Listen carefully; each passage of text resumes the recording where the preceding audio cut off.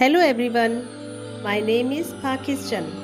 Let's learn how to speak Urdu. Let's go.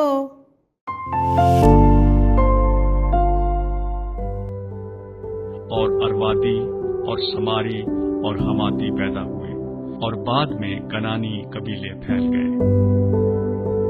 और अरवादी और समारी और हमाती पैदा हुए और बाद में कनानी कबीले फैल गए।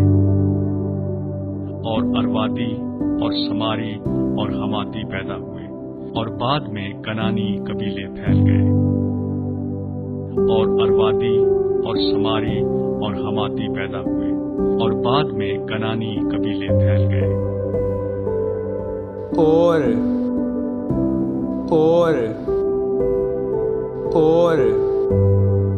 पैदा पैदा पैदा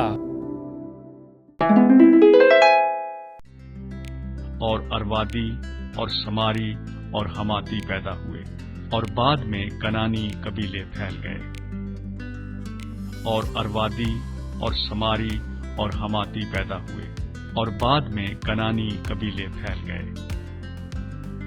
और अरवादी और समारी और हमाती पैदा हुए और बाद में कनानी कबीले फैल गए।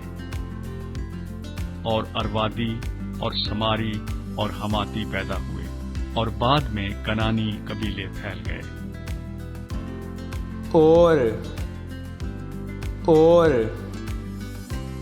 और पैदा पैदा पैदा See you again.